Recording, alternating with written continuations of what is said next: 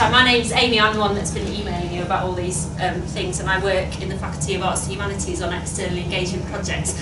And we're really pleased to have Tim Rouse here this afternoon, who is a well-renowned storyteller, performer, has done these kinds of workshops before, but hopefully by the end of this workshop you'll be enthused enough to have a go at doing something like he's going to show you for yourselves. On the 1st of June we've got an event at Hackers Corner, which is on Queen's Road in Sheffield, for you to come and tell the stories of your research. And the idea of this initial workshop, and then 2 opportunities for other workshops to build on what you do today, to relate it more to your own research and to get your own story together for performance, is to build towards that June the 1st event. So I hope some of you at least will go away today thinking that you might like to take part in that and to do some further work on storytelling and research.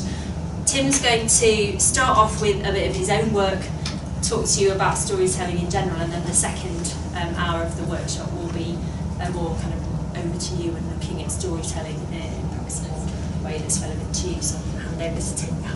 Thank you. Thank you. Well, good afternoon, and thank you very much for descending down into this slightly bland and characterless space to be with us here. This is probably the 2nd or 3rd time I've done this sort of work with Sheffield. Whereabouts are you? How many people here are doing a PhD at the moment? Okay. How many people here would describe themselves as an early careers researcher? Yeah, all right. Anyone who hasn't put their hands up yet? Yes, okay, Amy, I'll let you off. And you're, we know, what's your name? It's Gemma. Gemma's doing some work. What are you going to do? I'm going to be doing the filmmaking workshop in a couple of weeks' time. So, some of you may already be signed up for that as well. And you will know Gemma in advance.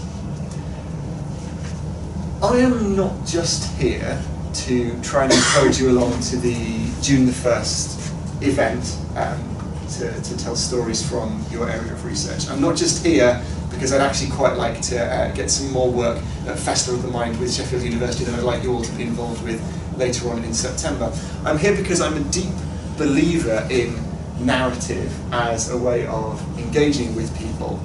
I'm here because in my experience of working with researchers, they are people who have an incredible amount of passion about topics which are usually incredibly interesting, and I think it's incredibly rewarding to help unlock or untap some of that passion and some of that knowledge and put it out in a way that as much people as possible can benefit and enjoy. So I'm hoping that over the course of the sessions that we have together, you will be inspired to use storytelling, if you don't use it already, to engage with people, whether it's through blogs, whether it's in the lectures that you may be delivering, and in other opportunities that you create for yourselves, because I believe that the stories that we have to tell are the best hook we have for getting people interested in who we are and what we do. I work primarily with folk tales and myths, traditional material. By and large, I do use some of my own stuff, and I adapt a lot of the material that I get. So I take stories that are often incredibly old, and I rework them for live performance. So what I will do with you today, what I will tell you today, is the story of Gawain and the Green Knight. Who's heard of the story of Gawain and the Green Knight? 4! Okay, that's fab, that's right. That means there's only 4 people that are potentially going to be bored because they know the ending, right? Good. It's an Arthurian saga. In terms of literature, it's a really interesting place because it's kind of the last English poem that is written in alliterative verse. And even in the language that's used, you can just see how rhyme is becoming the more kind of cool and dominant poetic structure. Every 14 or so lines of alliterative verse, the writer goes, all right, I'll give you a rhyme, as if to end that stanza. So it is a stepping stone out of one way of doing performance poetry into all of the things that came later, all of Chaucer. Not that Chaucer's really performance poetry, probably, I don't know. So yeah, so that's the background to the text. Old Camelot our king has built, and there he sits enthroned. and Albion's oppressors rout to Saxony and Rome. And on a dark December night, good people gather round and wait for a little while, as unto your eye unfolds, shortly to see you smile the tale that I've heard told. It was winter, deep, bleak winter, and the land slept under a shining frost. Summer was a memory, spring was a dream, buried in the frozen soil, waiting to be born again. Every hillside was stark and bare, every tree leafless, reaching up to the silent stars that shone down, but there was one place, one hall, where the fires burned bright, where the frost had no bite, and where voices raised in song and celebration drowned out the howling of the wind. I speak of Camelot. And unfortunately for our dear friend over there, I'm probably going to pace around a lot, so you'll just have to cope.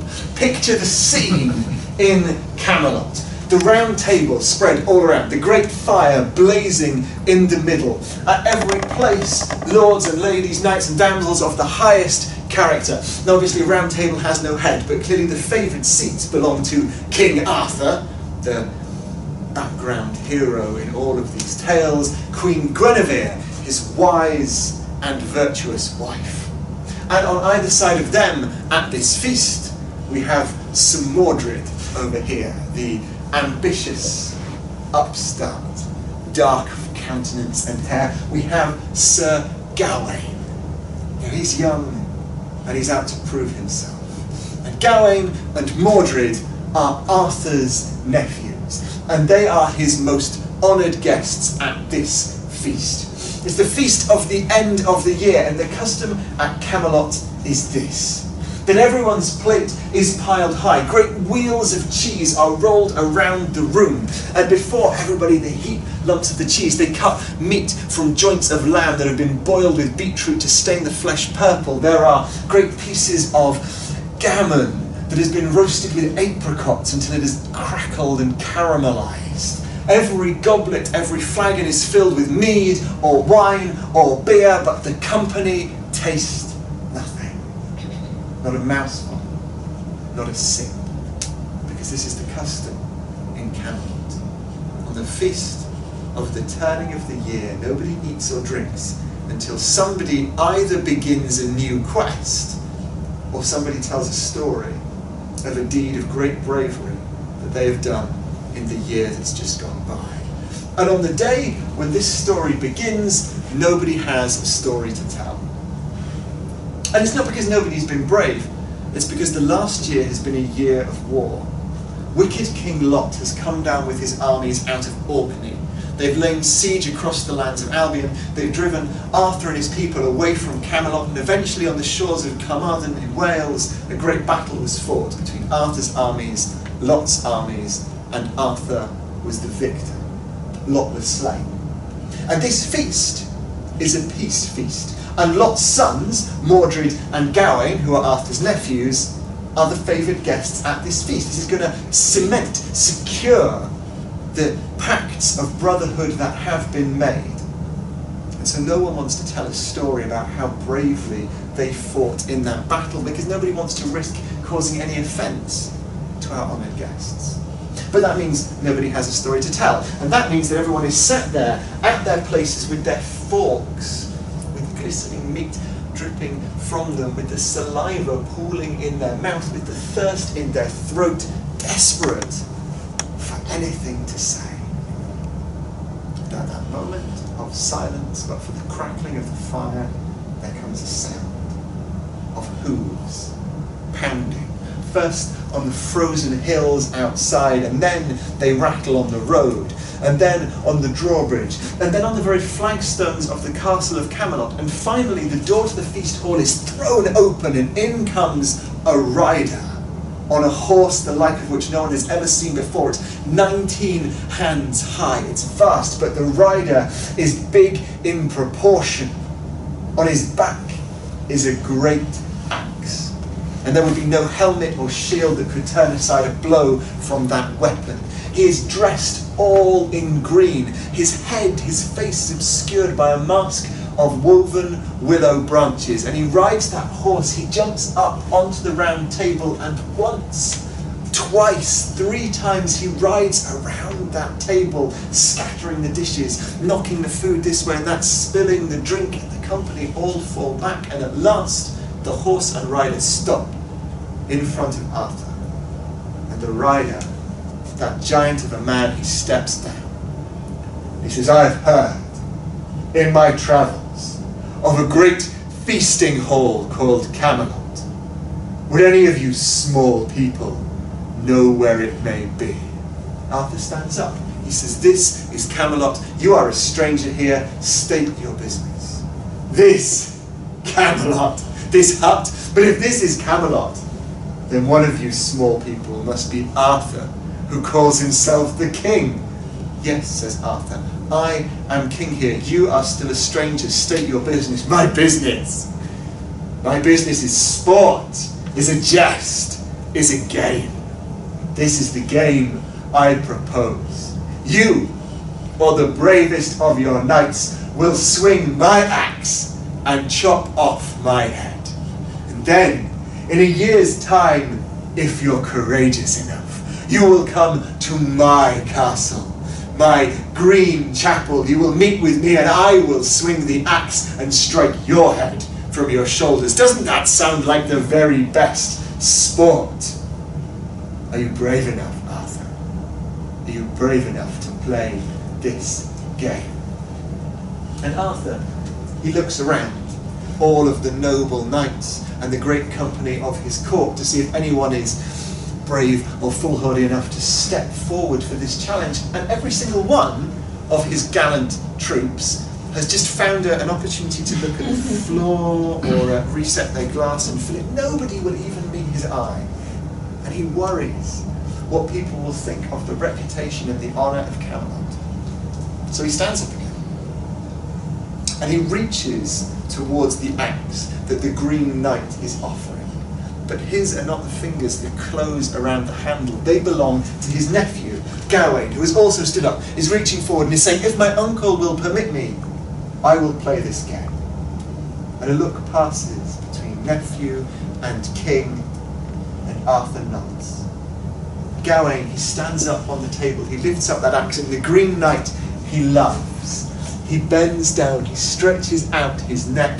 Gawain raises the axe up, he chops off the head, it rolls until it rests in Guinevere's lap. Everyone is quiet. And then they gasp as the Green Knight, headless, lifts himself up, reaches down into the Queen's lap, picks up his own severed head, still hidden, wrapped in that mask of willow branches, and says, "Well struck, Gawain. Remember, a year's time, meet me at the Green Chapel." And laughing from under his mask, he mounts up his horse and he rides halfway round the round table, down and away, out of the door to the feasting hall, thundering on the flagstones of the corridors of the court, out across the drawbridge, and then out onto the frozen ground beyond. Everybody gives a great cheer, because now a new quest has begun, and that means they can eat. And they fall at the plates they have before them, they reset the glasses, they refill them, the cheese wheels go round again, someone brings out great dishes of trout that has just been poached. And songs, hymns and old folk songs fill the air, and everyone's toast is to Gawain and his courage. Well, that night goes on a long time. And the next morning, there is not a lord or a lady who is not snoring asleep, apart from Gawain, who gets up early, who saddles his horse, Gringolet, who takes that axe, which is still embedded in the wood of the round table, levers it out of the wood, straps it to his own back, mounts his horse, and goes out riding to see if he can find news as to the whereabouts of this Green Chapel. And at first he rides north and south and east and west, and if that doesn't make him end up right where he started, it takes him to all of the places nearby. But though he asks every stranger, every traveller, if if they've got any news, if they've ever heard of this green chapel. Nobody has ever heard of a great giant green knight with a mask of willow branches. Nobody has ever heard of a mysterious green chapel. And so eventually, Gawain rests in a church right by a crossroads. So he can ask every pilgrim on that path from all over the land if they have heard of the green chapel, but none of them have. And so he sits there behind that thick, dull, leaden glass of the church, looking out, watching the year turn. And in spring, the snow and the frost melts, the ice retreats, and the peasants bring out from their little cottages barrows of marl and manure, and they spread it on the fallow fields nearby. They plant their spring crops, and little green shoots begin to burst up out of the earth. And the children, well, they get their slings and their stones, and they form a little army in every field to drive off the birds that might come to eat the crops. When May comes around, the blossoms on the trees are gathered. And once more the children move. They go from house to house trying to sell the May blossom for a few coins here and there. They build a scarecrow out of grain from last year, the stalks of the grain from last year's harvest, and they strap him in the fields, and under his steady sovereignty, the grain grows golden up out of the earth. Summer comes. On Midsummer's Eve, the bell in the chapel tolls 12 times, even though Gawain can swear there is nobody there to ring it. Autumn.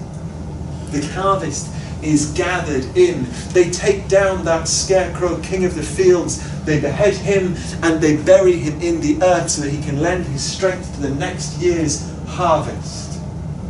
When the leaves on the trees start turning brown and red and yellow, the peasants drive their pigs out to copses of hazel and acorn to feast on the fallen nuts. And soon it is All Hallows Eve. Gawain has still got no news of where the green chapel may be. One night he is in his armour, with the axe beside him, knelt in the chapel in prayer, when he hears something from outside, the call of a bird. When he goes to the window, he can see a robin flitting backwards and forwards between two alder trees. He takes his axe. As he steps out of that church, his horse Gringolet moves to his side, and they wander over to this robin.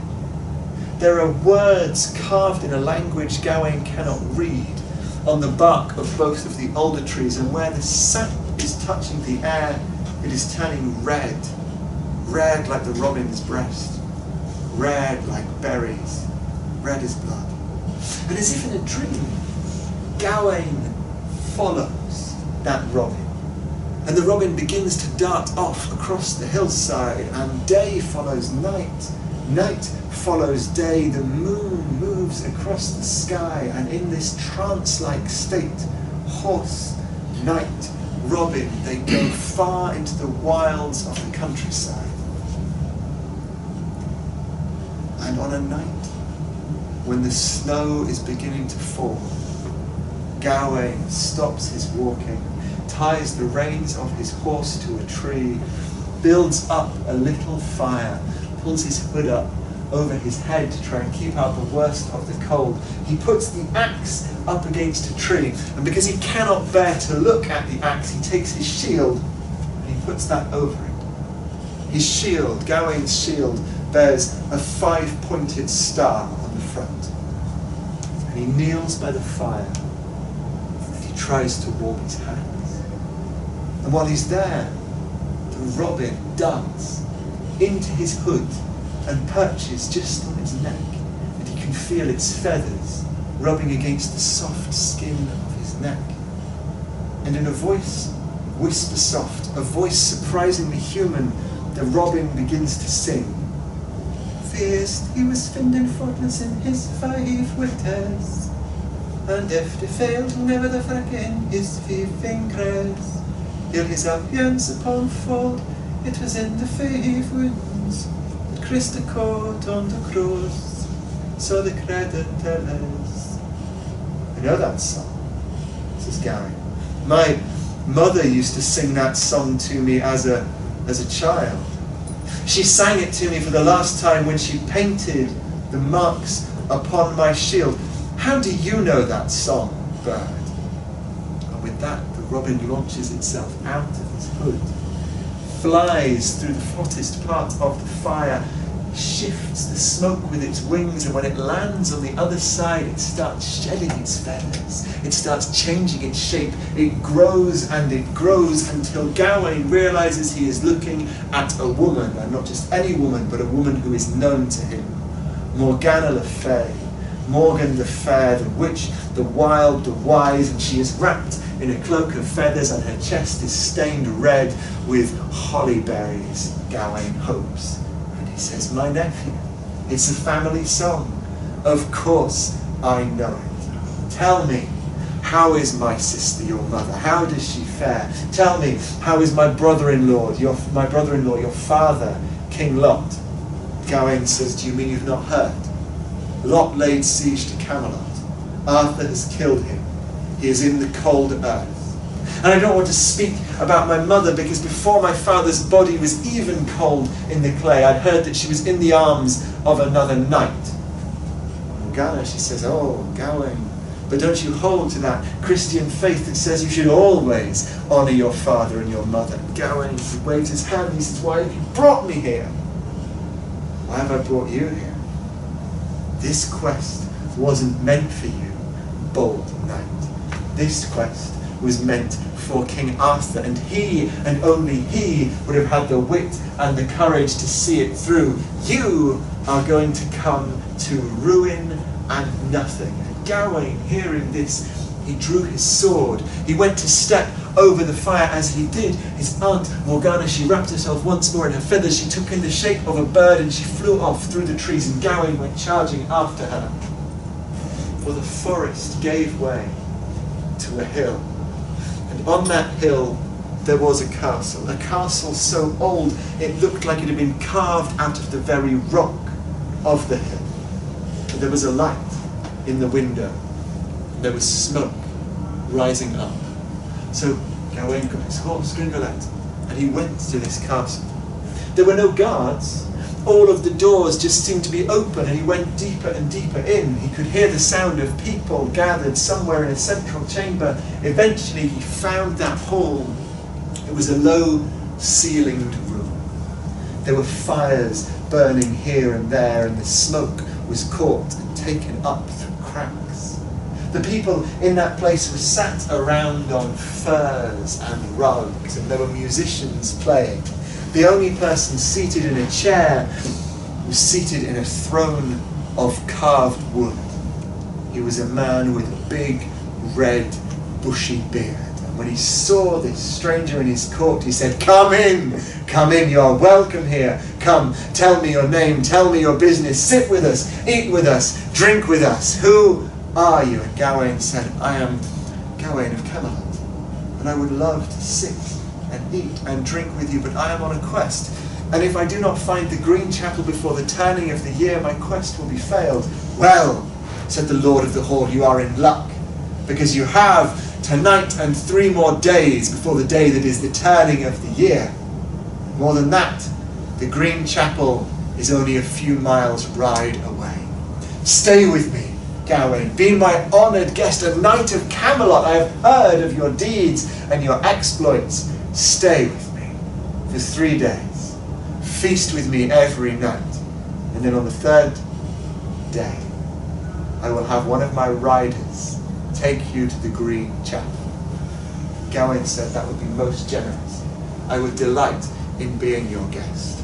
And he sat, and he ate, and he drank, and after so long and travelling, the food, the wine, he had never tasted anything so good or had hospitality so sweet. Gawain, said the Lord of the Hall, this is how I like to spend my nights, in feasting and drinking, and my days, why those I spend in hunting.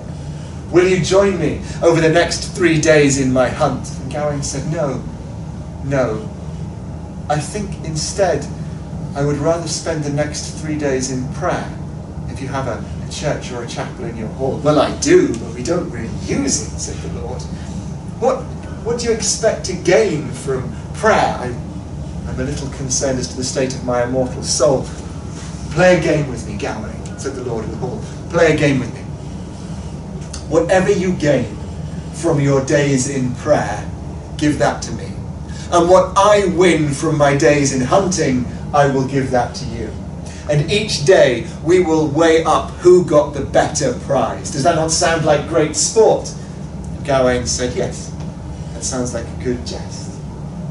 And at that moment, the lady of the hall came stepping in, and the musicians fell silent. All conversation fell silent as she gracefully, deftly stepped to sit beside her husband. Now I've heard it said that Guinevere was fair, and I mention that only because when I said that Gawain saw the lady of the hall, he forgot all about every other woman he had ever seen. This was perfection. And her eyes seemed to linger on his as she stood beside her husband. And then the musicians played, and the dancing began. And it seemed at the end of each set that they danced, Gawain would find himself with his hands touching the lady of the hall, feeling the warmth of her soft skin against his. That night, belly filled with wine and head buzzing with contentment, he found his way to a bed in a tower of the hall, and he slept very deeply. The next morning, there was a frost all over the fields. The next morning, the hunters gathered in the court, with dogs barking and braying and running between them. And the lord of the hall, he stepped out, he mounted his horse, and he blew a horn that was shrill in great long bursts. And the dogs lifted their heads and their tails, and they joined in the howling, and then the company rode out. They were hunting for a fox. Out in the frozen wilds, there was a fox. An old fox with as much grey on its fur as red, because it was old, it was clever. And when it heard the yapping of the hounds, when it heard the hammering of the horses' hooves on the icy ground, it turned and it ran. Not back to its den, it ran to a river. And it crossed over the ice-cold water. It looped forwards and backwards, zigzagging up the stream, so that its scent would be confused, and then it bolted into a little snow pile, and it dug itself deep. And the lord's horses and the hunting dogs, they came to that river, and the hounds couldn't find the scent. They scattered this way and that way, with the horses milling around and the lord bellowing his frustration. And through all of that, Gawain drifted in and out of sleep, lying in bed. His shoulders, his back, it had not felt a soft mattress for months. And the blankets pulled up to him. He was cocooned in warmth. And so he let himself drift in and out of slumber.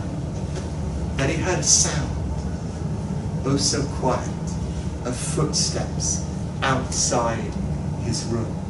And he heard the door to his chamber open, and Gawain, boldest, bravest of all the knights of Camelot, he saw that it was the lady of the hall coming into his room, so he pretended to be asleep.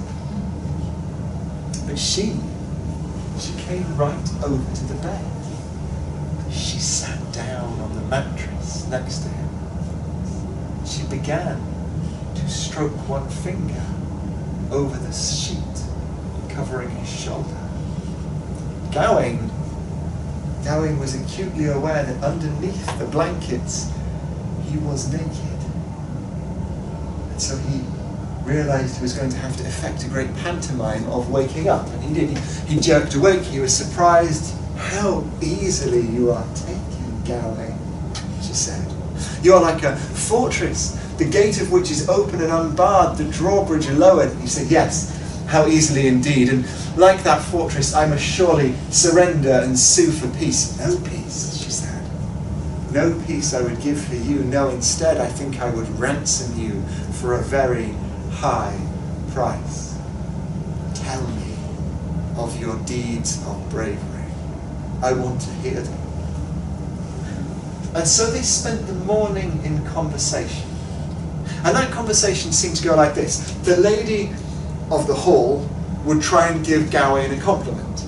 And Gawain, like a duck dripping in and out of water, would try and let it roll off him, would try and turn it around so that instead the compliment fell on the hospitality of this keep. And after a bit, the lady of the hall seemed to be getting frustrated. She said, Gawain, what manners do they teach you in Camelot? How rude you are. Sorry, he said, forgive me if I've done anything wrong. Forgive you. You have not given me a gift in exchange for my company. Don't you know what an insult that is? My lady said, I have nothing that I can give you. I came here on a quest. I'm not carrying trinkets or offerings. I can think of one thing I would accept from you, she said. A kiss. And Gawain, well, just a kiss? It didn't sound like a very big thing. So he sat up in bed, and they leant forward, and their lips touched. And then she was up, turning on her heel, lighter than falling petals, out and away down the corridor. And Gawain, when he was sure that she was gone, he got up, he dressed, and he went down to the church to pray. Out in the frozen fields, the Lord was standing up in his saddle, and as his eyes scanned the icy horizon, he saw little puffs of steam, little puffs of breath. There, he bellowed, and now the hounds followed after his horse as he thundered towards the fox's den, and the fox, realizing that it had been found, it burst from the earth, it turned its tail, and it tried to run, but the horses and the hounds were faster, and they fell upon the fox, and they ripped it to pieces. And the Lord, he carried back the tail. And that night, when everyone was gathered for the feast, when the musicians were playing, when Gawain came in, the Lord laid the tale down before him and said, This I have won from my day's hunting. What have you won from your day's prayer? What have you gained? And Gawain thought for a moment. And then before the astonished company, he let his fingers nestle in that big red beard, and he planted a passionate kiss on the Lord's lips. Gawain, said the Lord, I must confess that today what you have gained from a day in prayer is better than what I gained from a day in hunting. But tell me, from which of the maidens in my court did you get such an offering? And Gawain, he said, it was not part of our arrangement that I should tell you all of the story of my day in prayer. But you tell me of the hunt. Tell me of your ride. I would hear that story. And so the Lord settled down in his wooden throne, and he began to tell the great story of his deeds and his bravery and his riding. And eventually his lady came in, and the musicians played, and the dancing began. And once again, Gawain found himself dancing with her, their eyes on each other, as much as politeness would allow. And a head full of wine, he made his way back to his bed. And the next morning, the dawn shone down on larger hounds, on faster horses, on the proud lord of the castle bending his bow to string it afresh, on his fletchers bringing out arrows. This day, he said, we hunt for a stag. Stag, said his hunters. This is the wrong time of year to hunt deer, surely, because the stag's antlers will be small and covered in velvet. We should wait until the summer when they're large. Those are the antlers you would hang upon your hall walls. He said, I am lord here, and I say we hunt deer. I will eat venison tonight. And he mounted his horse and asked his hunters, and he blew his horn, and away they rode. Well, out in amongst the bare-limbed leaves, the bare-limbed trees of the forest, there was a stag, a proud lord of the woods. And he heard the coming of the hunt, and he turned on his nimble legs, and he ran. And as the horses and the dogs followed, they seemed to fall away, unable to keep pace with the speed that that stag was making. But the Lord, on his horse, he was just ahead of all the others, and as they disappeared behind him, he kept his gaze on the glimpses of that stag that he could see through the trees. And back in his hall, in his room, but this time wearing his pyjamas, Gawain lay, ear half-cocked, and he heard the soft sound of footfalls. On the corridor outside, the door opened, and in came the lady of the castle. And she moved once more to the bed. Gawain sat up. She saw that he was half-dressed. She looked a little bit disappointed. She said, "Did I teach you nothing yesterday? Manners?" And so they kissed. And then she sat down once more and said, "Will you tell me more of the stories of your brave deeds in Camelot?" He said, Lady, you do not understand." "I do understand," she said. "I have heard that all of the knights of Camelot are sworn to a code of chivalry, a code which they took because Arthur heard you pledge those vows and he was so impressed." No, you do not understand. In the days when Merlin was still with us, in the days before the Round Table, on the first gathering of the knights in Camelot, we all swore that we would help out the needy, however small a thing it might be. And at that moment, in there came a stag. It was white, but its antlers seemed to be made of gold. And that stag, it ran all around the room, and then it turned and it headed out. And Merlin, he said that we must chase after that stag, and so I mounted Gringolet, and we all rode after it. But I was fastest. I followed him. Even though I lost sight of it here and there in the trees, I still managed to trace it by its tracks. Even though all the other knights fell away behind me, I followed it until I came to a clearing, and there was the stag. Its golden antlers were caught in snares and ropes. It was tied to a tree in a strange trap, and beside it there was a man dressed in mail, sharpening his sword. I stepped down off my horse. I said, "Sir, I have chased that stag all of this day. That is the prize of the hunt. It is mine. It belongs to the Hall of Camelot." And that man stood up. He laid down the stone he'd been sharpening his sword with and said, "You can take the stag if you pry it from my dead body." Well, I drew my sword, and our blades met in the air. But I bested him. I flicked the blade from his hand. It fell on the ground. I said, "Yield, sir. Give me my prize." "No," he said. He pulled a knife, and he turned. He ran over to the stag, and he sliced the strings and the ropes that were holding its antlers, and it broke free. It began to run. It sprang away. I went running after it. As I did, he jumped on my back, and I saw that knife falling from my throat. We wrestled. Once again I bested him. I threw him off me. I picked up my sword from where it had fallen. I raised it above my head, and I brought it down to kill him. And I had not seen her. A woman came out from in amongst the trees. She threw herself over him to protect him, and so fierce was my stroke that with that blow I killed them both. Well, I carried her body back to Camelot, where Merlin said that she had been with child, and that if that child had been born, then he would have grown up to be the bravest and the best of all the knights in Arthur's court. And in my shame and in my guilt, I fell down on my knees, and I swore the oath of chivalry that you have heard so much about, always to serve and protect those who might need my strength. And Arthur, he was so impressed by my words that he made all the other knights there swear that same pact. So that is the true story. That is where those words come from. That is the burden I carry. And the lady of the hall, she moved over to a window. She was looking out. And she said, if the stag carried a burden as weighty as the one you haul around, its legs would break and it would make poor sport for you and for my husband.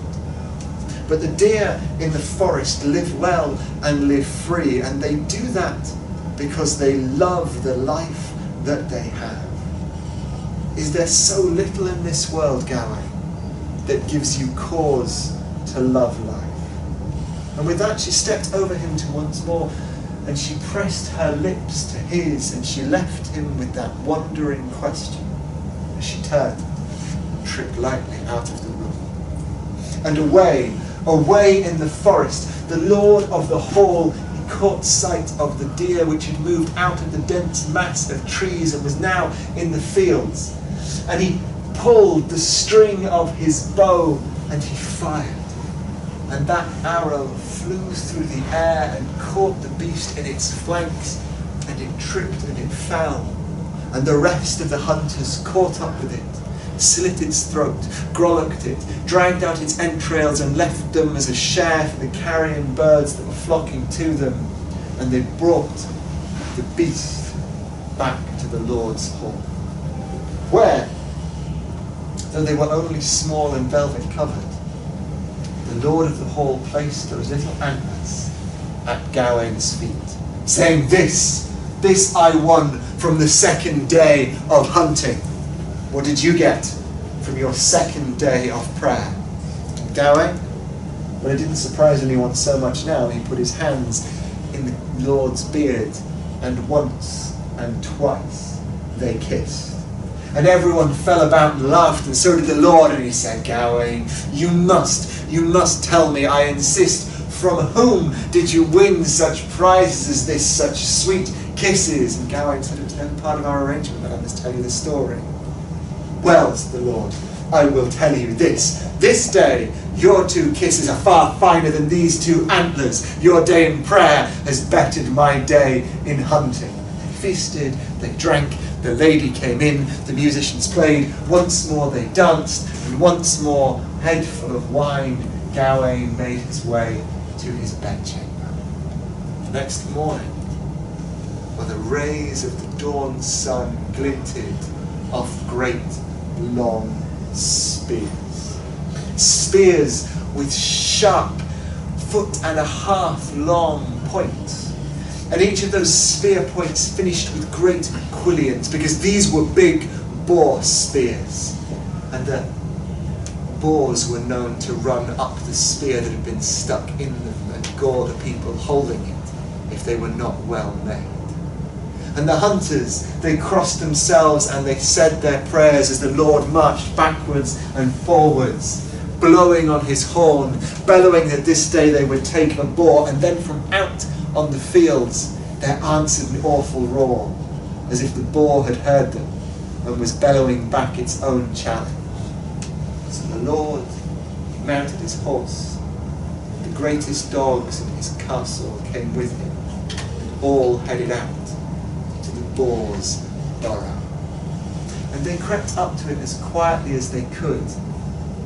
While they were still sneaking, the boar burst out, charging forward, its hooves pounding the earth, flicking its head this way and that, its long tusks catching the spears. Well, the spearmen, they tried to drive those blade points deep, but every spear shaft seemed to snap, the ash wood seemed to splinter when it caught the body of the boar, and with its snout and its tusks it would pick up those dogs and hurl them high into the air until hound and hunter alike turned tail and fled from its fury, until the Lord of the Hall and the boar stood facing one another, back in that hall.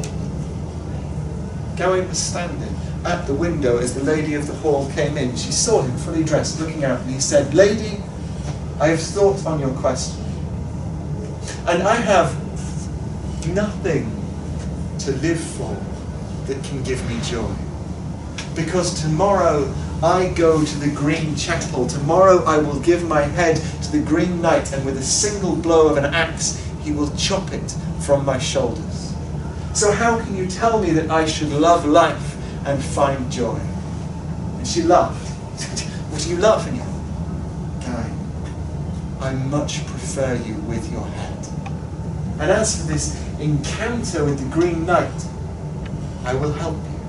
And from around her waist she unwrapped a green mantle. "This is enchanted. While you wear it, even if you are hacked to pieces, you will bleed only a little and your body will be remade whole. Take it, Gawain." She stepped over to him.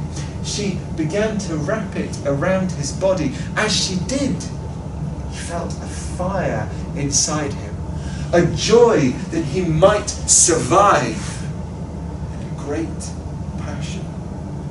And as she pulled him closer with that green mantle, they kissed, and they kissed, and they kissed. And when they were done, and the lady turned and stepped away, Gawain got up and went to the church, not to spend his day in prayer, but in confession. Out on the frozen fields, the Lord lowered his lance, spurred his horse, and charged at the boar. And the boar dug into the earth with its hooves and charged the horse. And the lance struck the boar, and the boar bit into the wood and pulled it from the Lord's hands, that it split in half, and the Lord fell from his horse. And the boar pounded over to where the horse was lying, struggling to stand up, and drove its tusks into its side, but that meant it had exposed its flanks. So the Lord of the castle pulled a knife from his boot, jumped upon the boar, and they wrestled there on the icy earth. And at last the Lord slit the beast's throat and picked it up. Boulder heavy, he carried it back to his hall. And he sneered at all of his other hunters. He sneered at his dogs as they looked at him in awe. "I have won this," he said. "I have won this." And he took off its head and its skin. And that night, as all were gathered into the feast, he laid the head and the skin at Gawain's feet. He said, "This I won from my day's hunting." Gawain stepped forward and gave him 3 quick, somewhat chaste kisses. Underneath Gawain's shirt, that green mantle was wrapped around his belly. 3 kisses, said the Lord. "Is that all?" "Yes," nodded Gawain.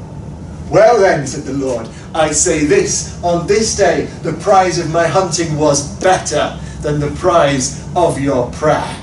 Gawain, he raised a glass in toast to the Lord's courage and braveness, and he sat down beside him, and the feasting began. But all of the food that Gawain ate, it tasted bitter or burnt. It was like ash in his mouth, and the wine, though it seemed strong, it seemed sour. And when the music played for dancing, he found that he could hardly find his feet.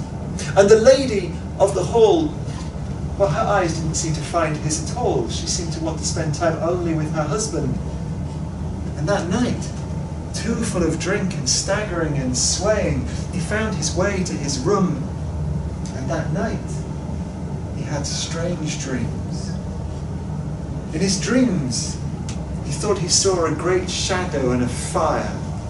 He thought he saw the castle of Camelot torn down and scattered, so that the stones of that castle were spread so far apart that nobody could even tell where it had once stood.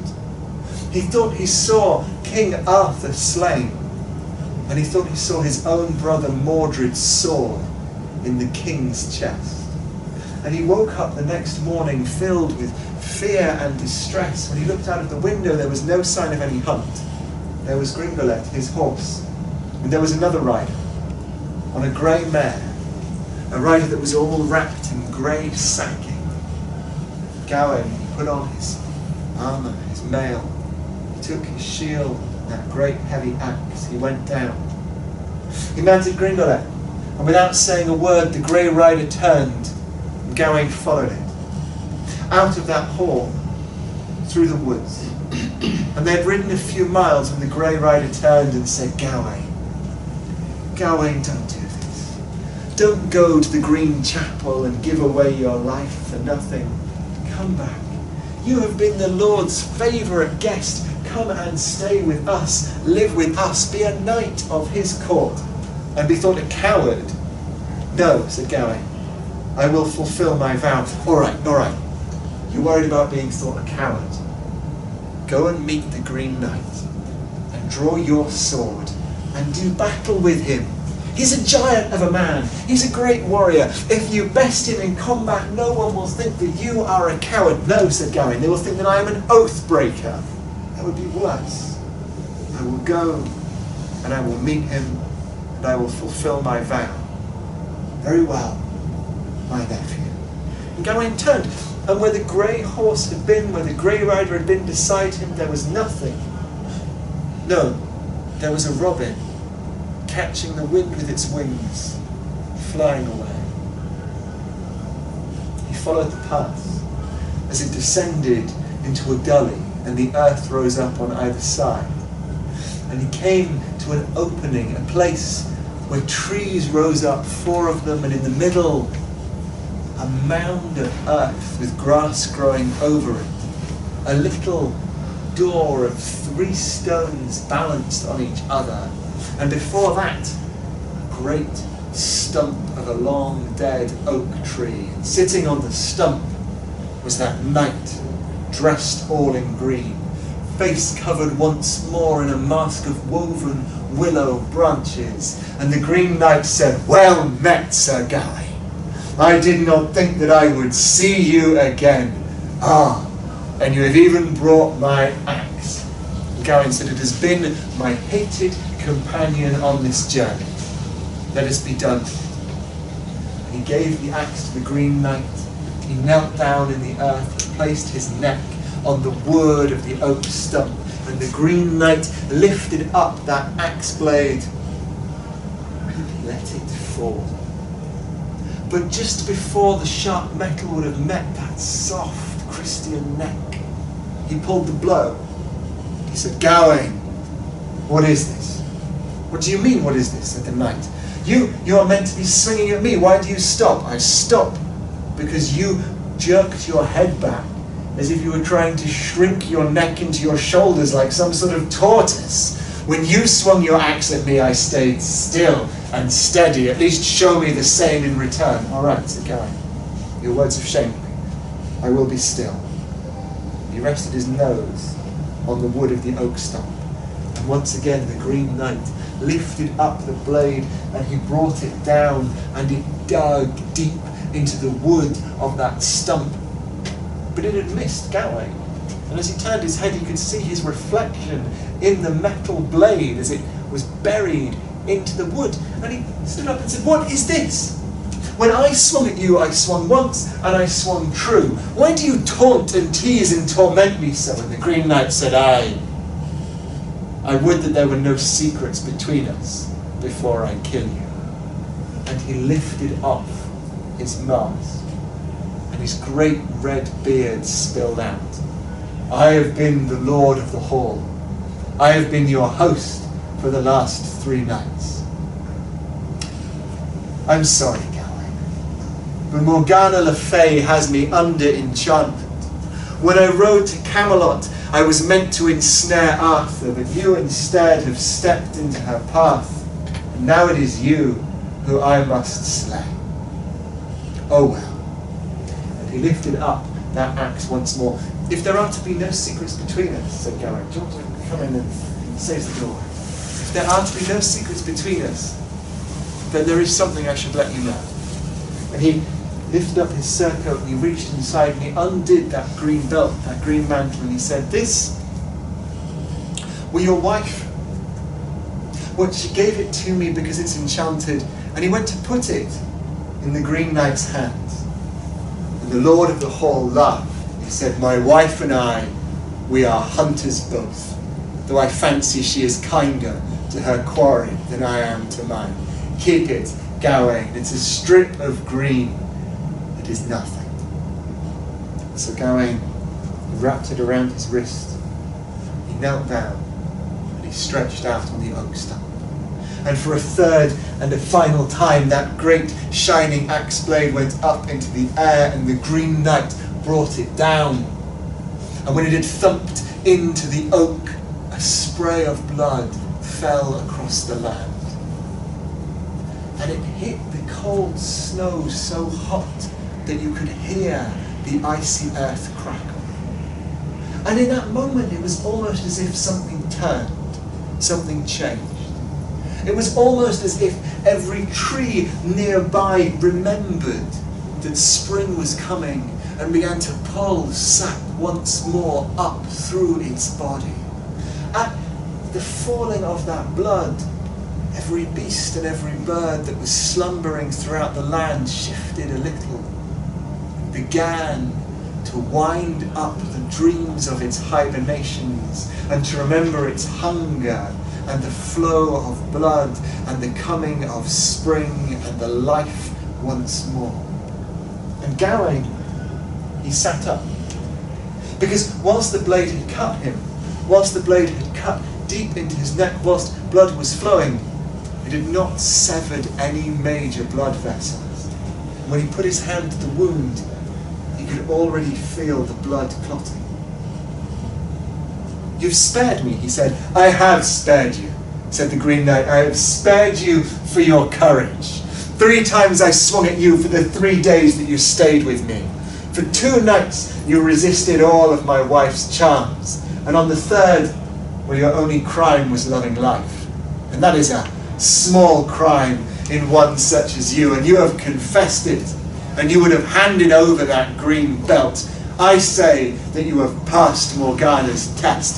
And the Green Knight picked up the young Gawain and set him on Gringolet and said, "Go back to Camelot, for the way home will be quicker than the way getting here." And he slapped Gringolet's rump, and away the horse pounded, with Gawain still holding his neck, and the green of the belt flowing out behind him.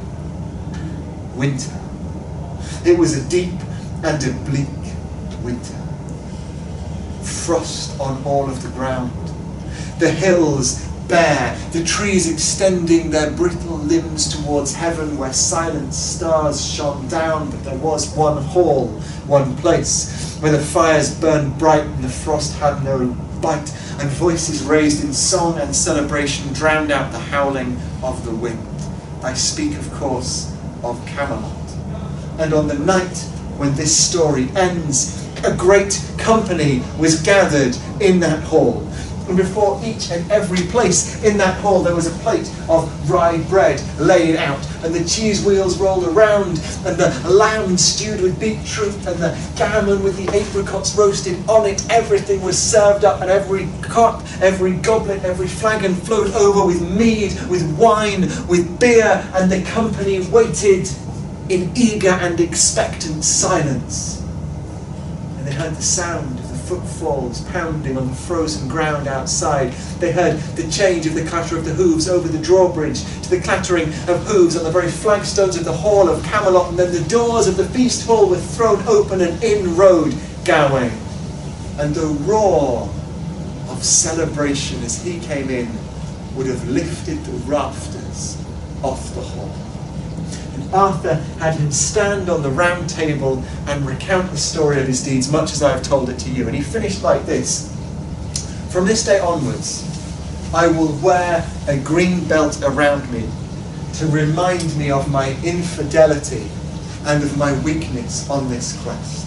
And Arthur, he slapped the table. He said, "No, from this day forwards, each and every one of my knights will wear a green belt, to remind them of your courage and of your yearning for valour."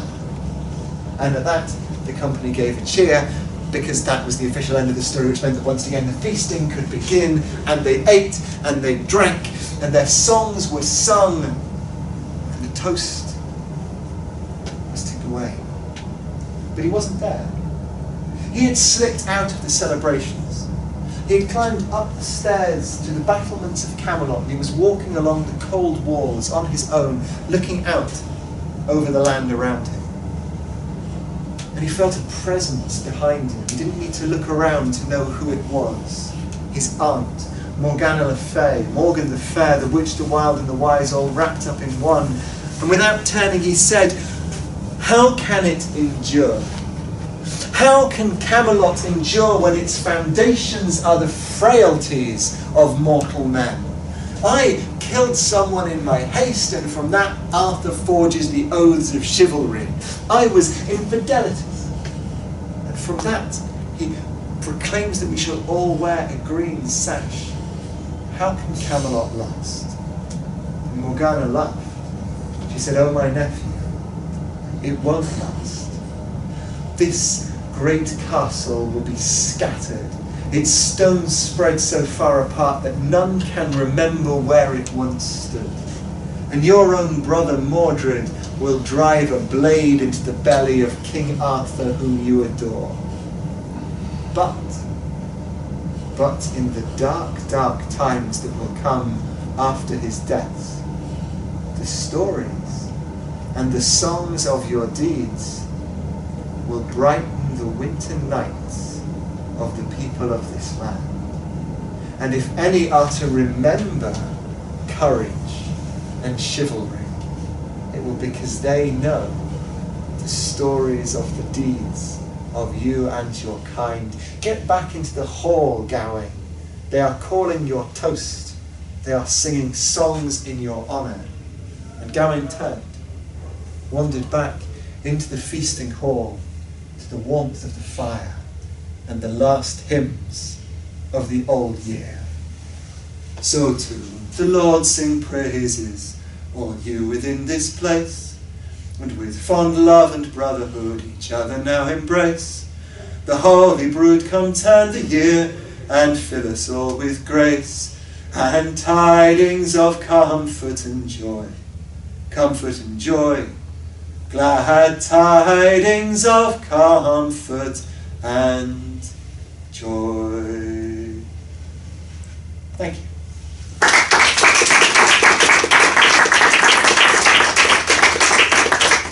Does anyone mind if we just take like a minute or two while my throat kind of slightly recovers from that? I encourage you to kind of muse between one another about whether anything in that story affected you emotionally, whether you thought there were any parts of it that worked, how you experienced listening to that story. And yeah, let's have that general conversation while I step outside and kind of cough a bit for a minute, and I'll see you. So, let me put this out to the room then. In what way do we experience stories? Either that story or more generally, because we live in a very story-centered world, but most of the stories that we encounter, well, or a large part of the stories that we encounter as through what's called mimesis. We see TV programs, or we see even theatrical performances, films, where people are acting out, where they're pretending to be the story almost, where they're kind of, we have to suspend some disbelief and imagine that you are actually watching alien worlds or historical periods happen on the screens in front of you. So there's that stories on one end, there are the stories that we read in novels and books and wherever at the other end. But what is the experience like of encountering story? If that's too big, if that's too vague a question, then we can go right back to the experience, the sort of the diegetic, when someone stands up and tells a story. What is that like? What was the last hour like for you? Something unexpected. Yeah, something that will surprise me about the event at the end. Like we did about the Green Knight was the Lord of the Hunt. Yeah, and this was testing this. So I noticed that even to begin to talk about it, you've almost had to start telling the story back. Do you see that happening there? That it's almost important, or almost there was a challenge about. You understand? It was unexpected, and then the story comes out of you. It comes back alive there. Interesting. So it was unexpected. But that's just because actually this art form of one person standing up and prattling on for a bit isn't a particularly, it's quite niche, isn't it, as an art form, right? I mean, there's an awful lot of adults that I meet who've not heard anyone actually just tell a story and called that storytelling since they were a child. But people do that all the time. But people do it all the time. Other, don't Say more about that. So this thing happened the other day. You know, I saw this person, and then that happened, and that happened, and that happened. And I certainly have stories that I tell again and again about things that have happened to me, which may or may not have extra bits added in, you know, through time to make it more interesting. So I think people sort of do that. They sort of perform for each other in that way, I think, quite often. Yeah, there's definitely. You look at kind of the unwritten rules of conversation, and there is sort of an expectation that by and large people don't go on too long, but that we will give people a bit of extra time where almost we all forfeit our right to speak, and we sit back into a kind of a listener role, and maybe we'll interject with noises of encouragement, or maybe we'll ask odd questions, but we give them the space to tell their story, whether their story is the news of what happened to them, or whether their story is something really interesting that happened to them in years past. So we do, ingrained in ourselves culturally, ingrained in our whole way of speaking to each other, is this space that we make for storytelling. You had your hand up at the back. Well, the comment that I was going to make, it's funny that you said that this is something that we probably haven't experienced since you were kids, like 4.5-year-old son. And one of the overriding impressions I had as you were telling the story is this is what I do with my son, but much longer. He can't read a book. He doesn't know if I'm reading the words on the page to him or not. And sometimes I am, and sometimes I'm not. But there's a very strong line for me between what you were doing and what I do with my son and I when I tell him a story. In as much as if I actually want him to pay attention, it's both content and performance. And for whatever reason, we could use on this, there becomes a point at which we either think we've outgrown that or we should experience that in some sort of a different way. You said there was a line between there. Did Well, you mean the line no, between? No, I think that what you were doing is in a much larger form, okay, and a much more well-rehearsed form. It's not really sort of a line, that's the line, it's just the line it's I the meant, same thing. Yeah, the line I meant was one would see what you did for the last hour as a far more highly developed version of what I do when I read my son's bedtime story. Thank you. But actually, probably, in terms of the human value of what you're doing, we could have a conversation about that.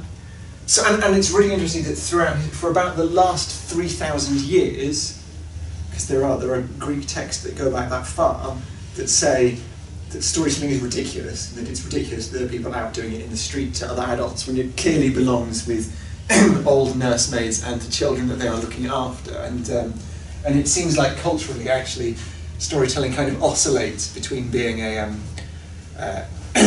cool thing that you do in parlours between adults, and then drifts back to it being like a moral or instructional vehicle for children, and then it's something that's just for kids, and then so it's quite, I think it's quite exciting in this country at the moment to be in sort of a few decades where there's a growing shift towards storytelling coming back as an art form for adults.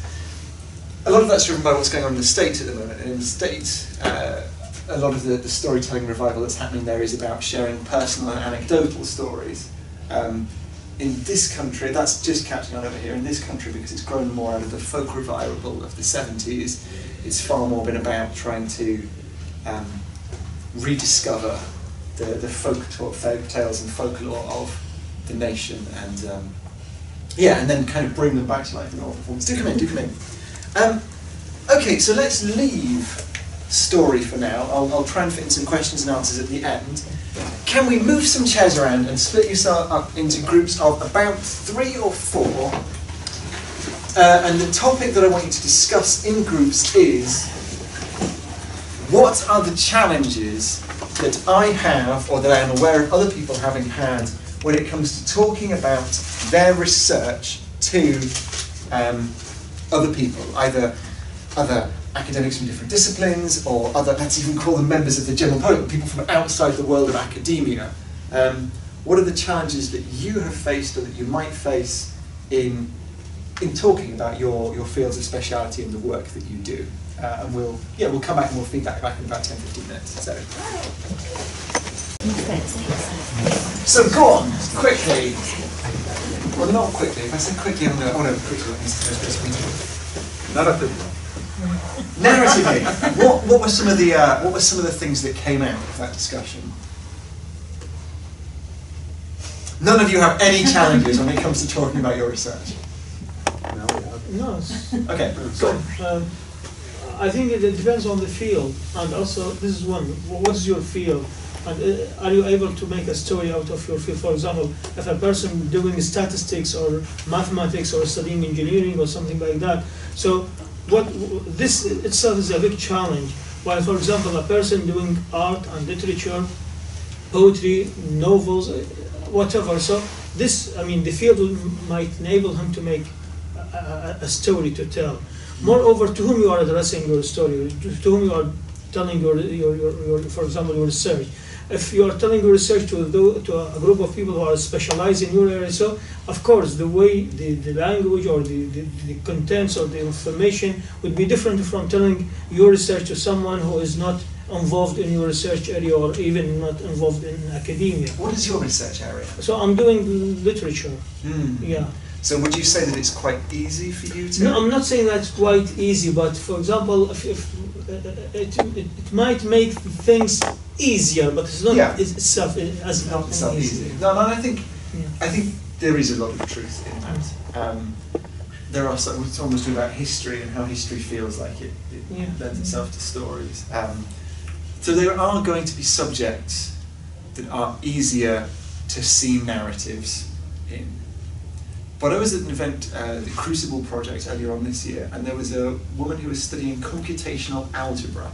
And the first part of the weekend was that everyone had to give a little bit of a presentation about their work, and she and themselves, and she kind of talked a little bit about herself, and then she said, and I studied computational algebra, and then you could see her kind of just trying to grasp for anything she could say about her research to a group of people who weren't mathematicians.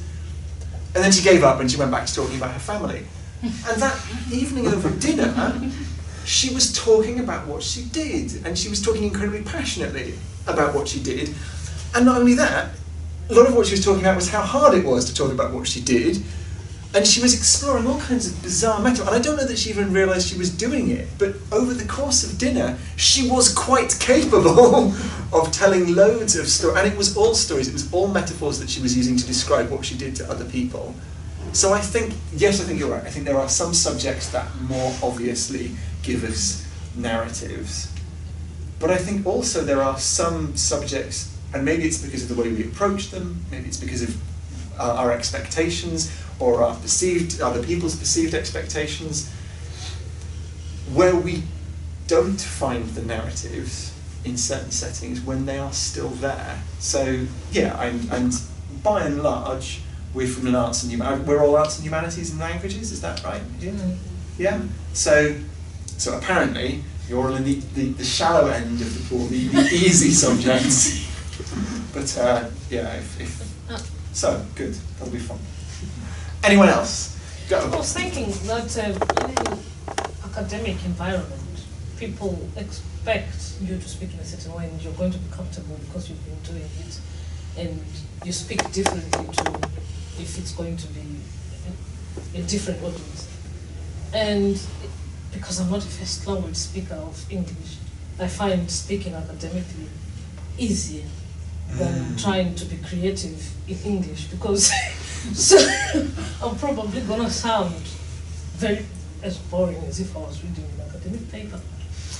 You know, so I'm telling a story, because that's the English that I learned in school, which is academic. So to try to be creative and to think of interesting words that will capture the audience might be quite. Yeah, might be a challenge. So language is a challenge, and language is a challenge twofold. Firstly, because we have a lot of people here who maybe aren't native English speakers, so we have a lot of different language skills. Also, we might be talking to people who have radically different English skills. There's also, with language, the problem of jargon. You were talking about how PhD is in restorative drama, dramaturgy even, and the challenge of even beginning to talk about what you do when you've got to explain what those words mean. And especially when they're not fixed. Mm. And part of what you're looking at is the fact that they're not fixed. So you can't say this is the definition of this word, because part of what you're doing is trying to think of a new definition. Because if it was easy, it wouldn't be the title Yeah. of your PhD. Yeah. Anything else? Go. We were having quite an interesting conversation about, like, with literature and musical theatre and things like that. You do work with texts, but obviously there's a real distinct difference about just reading your text or performing your text and then telling the story of your research, which is obviously going to look quite different, and maybe thinking about how those things can work together or whether they don't work together, and whether telling your text is not the same as telling your research story. Mm. So let me just make something I've got you here. So you're saying that you have texts that you're working with, so you have kind of almost received stories. If you're, say, doing literature and it's on a piece of fiction, that is a narrative in and of itself, so you've got that. Then you've also got your own personal stories, well, like the story of your interaction with that research. And then you've got, I guess, your output, which may or may not be a narrative, the text that you're producing. Yes. And, sorry, okay. Yeah, so the example we had was that if you looked at a text and how it changes over time, and your research is looking at how that text is changing in different historical contexts and what that tells you about those times. But you know, just sort of reading that text or performing that text is going to be quite sort of flat, and it's not actually, you know, while it might be interesting to people, it's not actually what you're doing.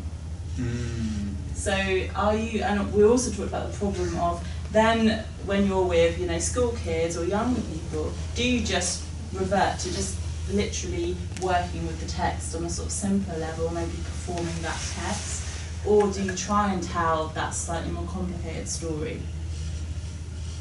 Good. Yeah. Okay. Anyone else?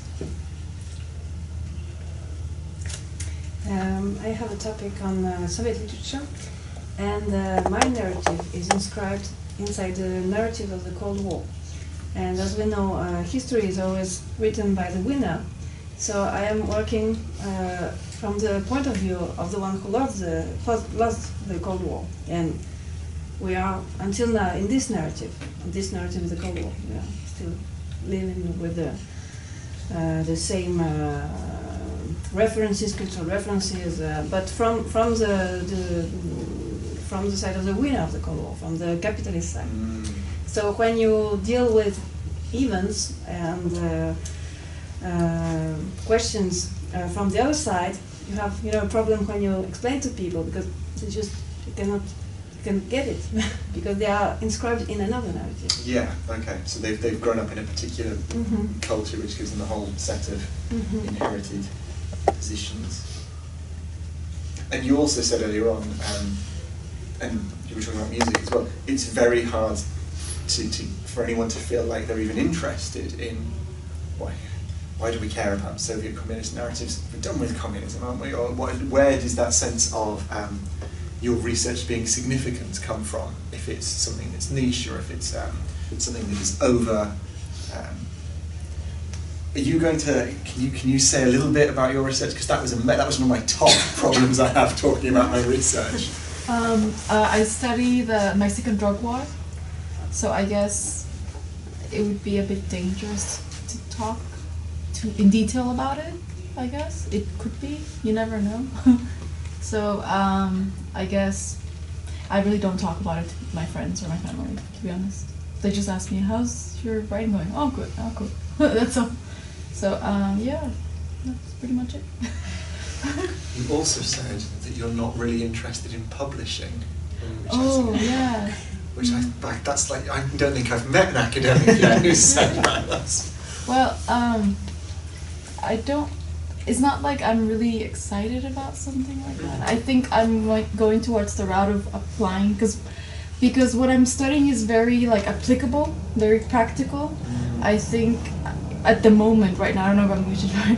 At the moment, I think I probably want to do what I'm researching, not really study it, more do it. Does that make any sense? Yeah. Like work as a government, in the government, like maybe, because I did, my master's was in development, so a lot of my friends work in IMF, UN, that kind of stuff, trying to help problems, conflict.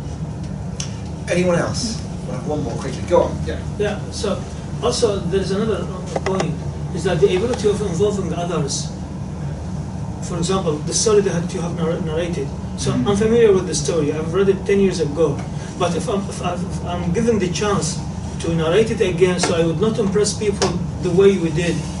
So I mean, the ability of the person to impress others and make them involved. Okay. And liking listening to your story. So this is also another element, another challenge. Yeah. But, and this is why we're here and what we're going to be looking at in the workshops. That's a matter of practice and discipline. There are techniques to constructing an interesting narrative, and hopefully at the end of these workshops, if I've done my job right, you will come out of it feeling a little bit better and a little bit more confident about doing that. Okay, I'm going to move swiftly on.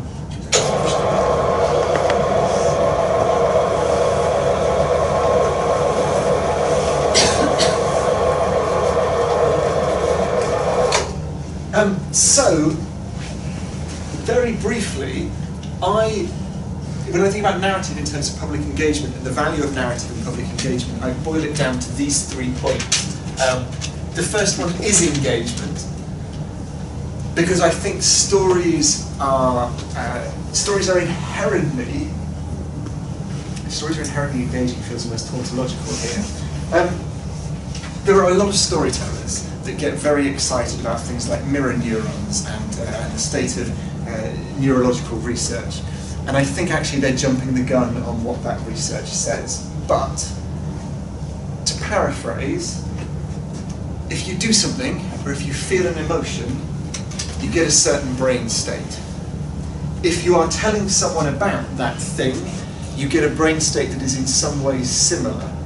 If you hear someone tell a story about that thing or that emotion, you end up with a brain state that is similar to, that is the same, that is similar to theirs. So in some way, on a level, you get a vicarious experience of actual Arthurian knight saga by listening to the story on some level. Now obviously if you just read a synopsis of the story, you're not going to be as engaged, as drawn in. But you are still, on a level, going to be drawn in part. When we are receptive to a story, we are going into a slightly altered state of consciousness. We're going into a slightly altered state of conversational code, at the very least. And all of that is inherently engaging. And because we are in a culture where over dinner we can have a conversation about what we've done, these things, and we make space for that, we are in a culture which accepts and values what other people have to say when what they are doing is telling a story. As long as that story is not over long, as long as that story is reasonably interesting, as long as if by 2/3 of the way through the blog page you can click onto something else. So within certain caveats, we are a culture where we are expecting to receive stories and we listen to them. And if you look at things like knowledge retention, all of the research says that the information presented in narrative form we absorb far better. So the second thing, and I've already started drifting into this, is that narrative is a way of value sharing and value engendering. So sometimes it can be very hard, as we've already had here, it can be very hard to explain why your research is significant.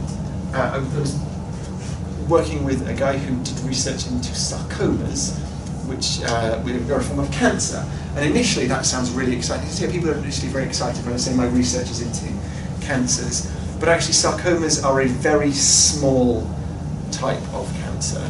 And my research is into an incredibly small fraction of that very small fraction of it. So actually by the time he'd finished talking, he had made what he had to do so minuscule that any interest anyone might have had in what he had to begin with had been diminished by the way that he was framing the narrative. Actually, if there are people out there who have got those cancers, even if they're only unique individuals, they will probably feel like that research made a difference in 10 or 20 years' time if it leads to a cure. That's a different way of structuring the narrative that makes it sound more valuable. But there is something about stories and hearing someone's story. There's something about hearing why they are drawn to the research subject that they're drawn to. There's something about hearing of their passion, the history of their passion, that makes you excited for them and with them. That makes you value what they are doing. And perhaps even that valuing isn't entirely rational, but if you hear someone's story, you go away feeling a little bit more in touch with what they're doing and a little bit more connected to what they're doing. So it's a way of sharing the value that we might have in what you might have in your research, and a way of engendering a similar value in other people. Not in a manipulative way, I suppose, in a manipulative way. It's a tool, isn't it? And lastly, very briefly, narrative gives us a place for reflection. I was speaking to a researcher who came to Sheffield last May and had talked about his research to the 9 people in his department and nobody else in the year that had followed. That was on a course which was designed to create outward-facing researchers, and he seemed like the epitome of the opposite of that, of a researcher that had become entirely inward-facing. When we have to tell the stories of our research, we take a step away from that subject, and that place for reflection, I would argue, is incredibly powerful. Now, there's a digital humanist called Ernesto Priego who's written an article, it was a while ago, it was quite a good article, on the value of tweeting your thesis. Because he found that the rigour, the challenge of expressing what he was doing in 140 characters forced him to really get to the core of what he was trying to say. Now, I'm not saying that you should tweet your theses, but what I am saying is that there is a value to creating a space for yourself where you can reflect on the story of your topics, where you can reconnect with what it was that brought you to this place in your life, to this subject to begin with, and that narrative is a really great opportunity for exploring that reflection. I don't want to overrun, so I'm hoping you will all come to one or the other of the workshop groups that Amy is organising. I know there's going to be emails flying around about those. I'm going to send you away with these 4 topics to consider as just little seeds of inspiration that maybe will lead you to finding some stories that you can tell at the event that we've got coming up in June. Even if you're not actually thinking you're going to be telling in the event that's in June, do come to the workshops anyway. Do think about these things, because we'll all benefit from hearing about what you have to say. So these 4 topics are: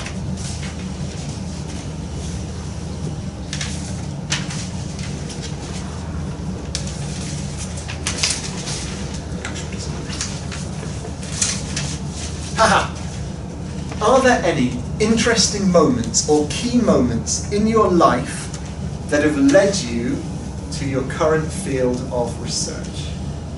Are there any moments in your own personal narrative that you feel have been crucial in getting you to where you are today?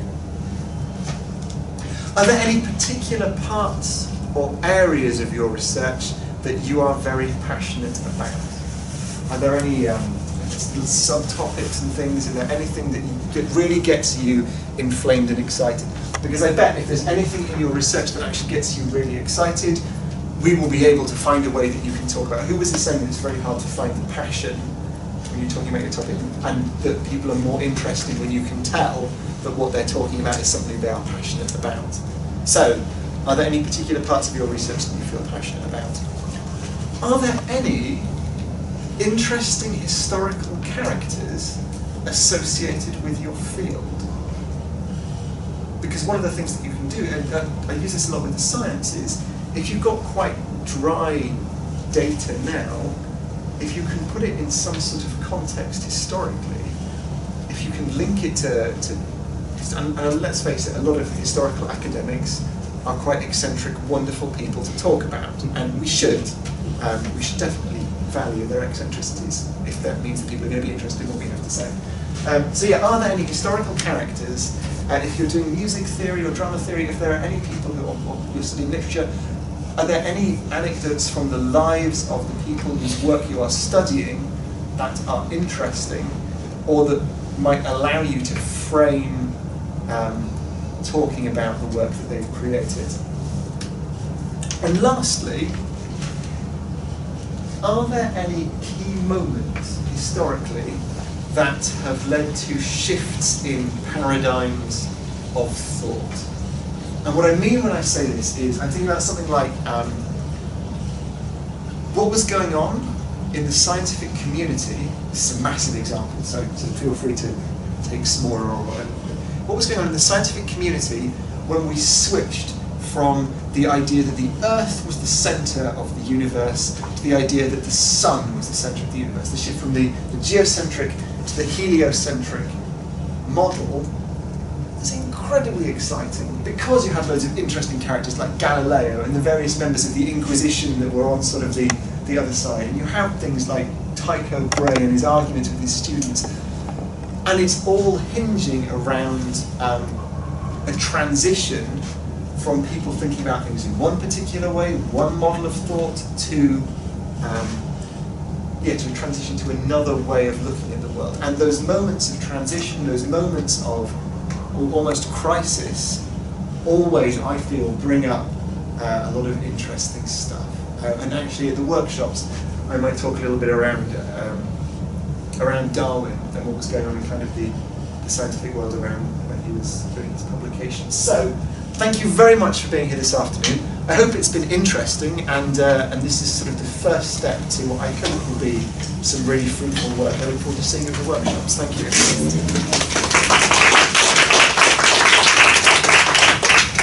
I hope lots of you are going to sign up now. That was great. Thank you, Tim.